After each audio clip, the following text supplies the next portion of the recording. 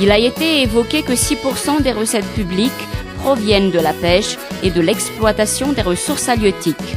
2/3 de ces recettes proviennent de la pêche maritime. À part la pêche continentale et l'aquaculture donc, la pêche maritime a une place importante dans le secteur de la pêche. Cela n'est pas étonnant parce que Madagascar est une île, baignée à l'est par l'océan Indien et à l'ouest par le canal de Mozambique. Elle offre 5 603 km de côte et 1 140 000 km² de zones de pêche. 15 sur les 22 régions se situent au bord de la mer. Pour la population côtière, la pêche maritime demeure une activité traditionnelle.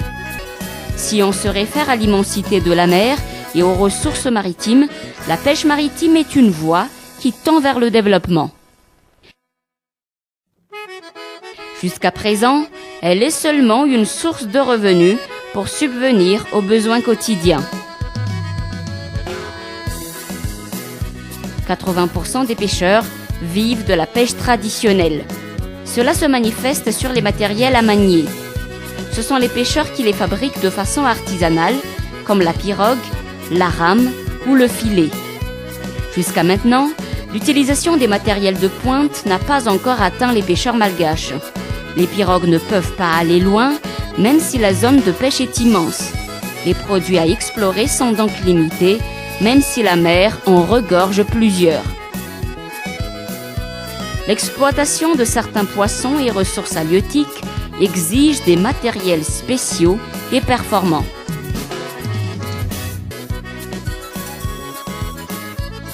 Certains pêcheurs s'efforcent de fabriquer des matériels suivant les normes, mais beaucoup d'entre eux ne connaissent pas la loi et le règlement qui les régit.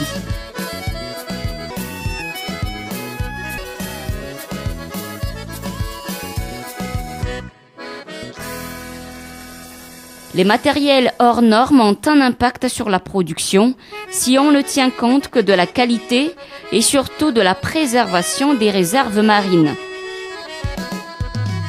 Mais le problème ne réside pas seulement dans l'utilisation des matériels, mais aussi dans la technique d'exploitation et de maniement de la production, car la technique artisanale de conservation et le séchage de la production sont toujours utilisés.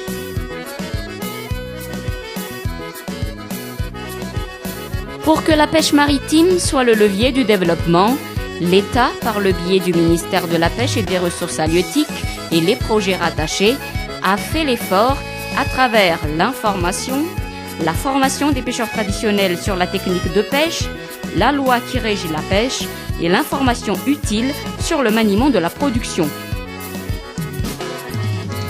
L'autre effort entrepris est le marquage des matériels de pêche.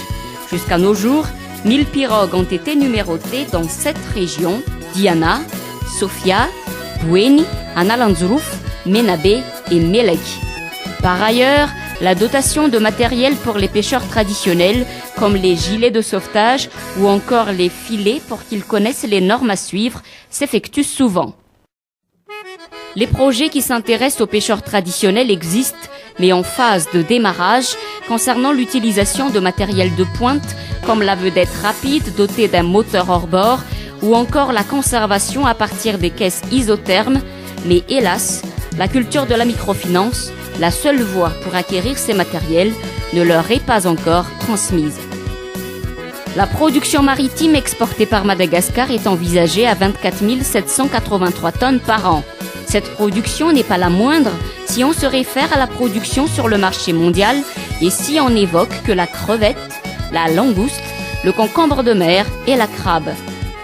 Si les pêcheurs malgaches sont des vrais professionnels, cette production peut être doublée, tout comme les recettes dans le trésor public. Ainsi, la pêche maritime va vraiment devenir le levier du développement de Madagascar.